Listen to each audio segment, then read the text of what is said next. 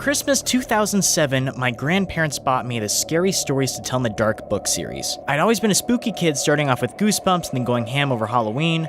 That gift, to this day, still boggles my mind. If you knew my grandparents, you would be confused why they'd look at these book covers and say, yes, let's buy these for our 8-year-old grandson. The thing is, I've been reading quote-unquote scary children's books for quite some time. I ate that stuff up. The only problem was, I never felt like the books were scary enough. There were never any gruesome deaths in Goosebumps. There were never any serious stakes in the books that I'd borrow from the school library. Everything kind of just felt watered down. Listen, I wasn't looking for anything hardcore traumatic. I just want something to get me interested, you know? That's where the Scary Stories books came into play. I remember cuddling up into bed that night, cracking one of the books open, and immediately feeling like I was crossing one of my own lines. These stories were dark. This stuff was heavy and serious. People were decapitated, skinned, mulched up, and stalked by serial killers. Folks died for once in a children's book. That's what was weird. I could read these stories. I could comprehend and understand them at 8 years old. But I never felt like these books were patronizing like the other books were. The author, Alvin Schwartz, never held your hand while you were reading these. You got your money's worth and the book delivered on what it promised. I remember in the 2nd grade after lunch every afternoon, my classmates would take turns reading a story to the class as like some reading exercise. I really wanted to read something from the 2nd book, the one with the cover that looks like, I don't know, it's a wet bat enthusiastically saying hi. My teacher took one look at the book cover, her face kind of squished up with hesitant disapproval. She handed the book back to me and said, "Why don't you go pick something else from our bookshelf, please? I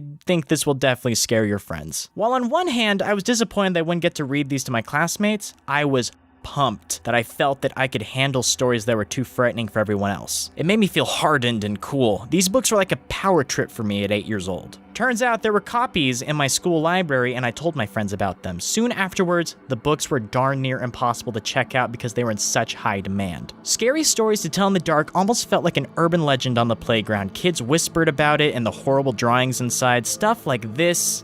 It became almost like a dare situation to take these books home and read them in the dark. The books cast a dark shadow over my class, and I felt like I was the king sitting atop of them. I remember the following summer, I took the books camping with me. I read Me, Ty, Doe, T, Walker in my tent with my little brother, and I wound up freaking us both out. I could barely sleep that night, and I imagined every single sound outside to be some severed head rolling through the woods to, I don't know, bite my ankle or something. I remember inviting kids from my neighborhood over, and we would try to do the Bloody Mary challenge like it was described in the book. Kids in my class would tell me that they tried it and Bloody Mary actually appeared. One kid told me that blood came out of his walls. Other girls said Bloody Mary came and killed their dog. I read online about it and I wound up scaring myself to not doing it anymore. I remember singing the Hearse song to my mom one day. She asked me to stop singing because she was feeling sick and the lyrics were making her gag. All that to say, I had a ton of fun with these books. They not only scared the crap out of me as a kid, but they also shaped a lot of real-life adventures that I went on. They gave me a very specific eye for Halloween aesthetics that I still love to this day. I'm talking dead trees, a Midwestern fog, dilapidated homesteads, Americana folklore. In fact, you can see it in a lot of other spooky season videos on my channel. I love all of this stuff, and I'm pretty sure that this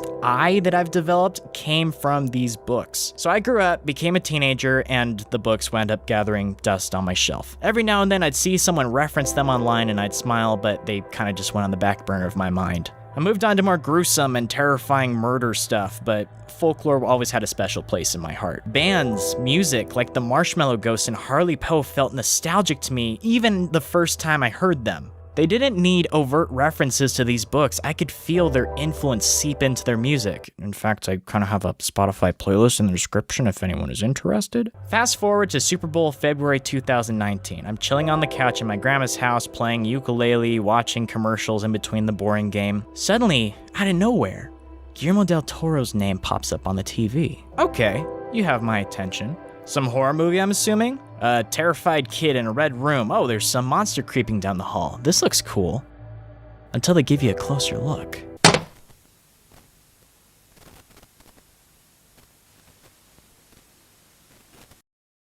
Wait a sec. That can't be. Scary story. My face melted.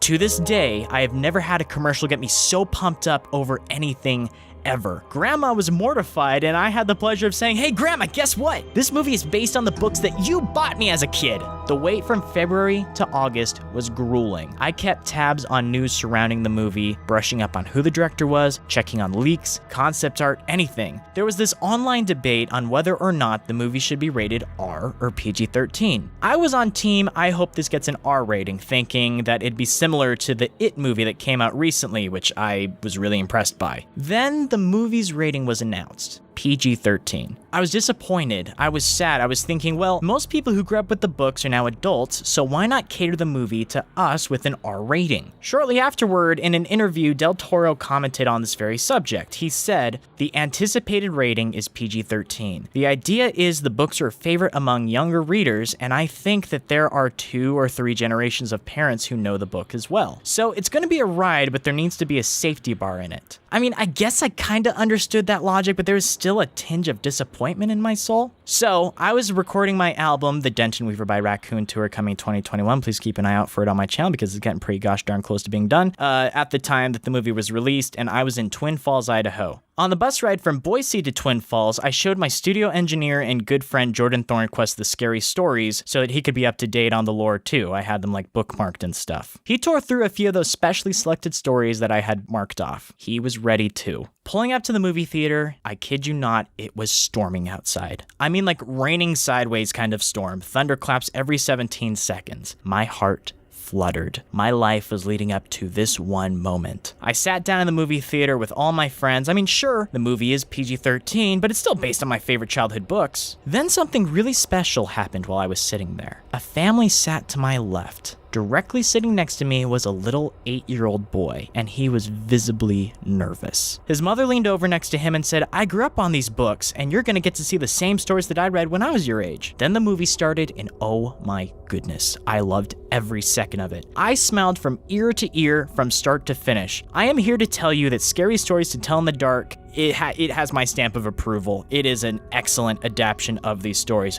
Very few punches were pulled. I would argue that this movie is more grisly and menacing than most R-rated films that are coming out now. I was stunned by how genuinely scary this was. I looked over to my left, and that 8-year-old boy was curled up in his seat with tears running down his cheeks and his hands covering his eyes. But he was still peeking through to see what was going on. Everything suddenly clicked for me. I was so wrong about the movie's rating. I commended the filmmakers for making something so scary while also keeping that PG-13 rating. You see, the spirit of the books was never to display outright explicit content. It was never meant to dive over the edge into exploitative horror. The books existed to scare children respectfully. Reading the stories today, they're not nearly as frightening as I remember. And yet, I always felt like I was reading something off limits when I was a kid. It was my imagination that was doing most of the work. And for the film to also respect its younger audience enough to terrify them but not go overboard with visuals, language, etc.,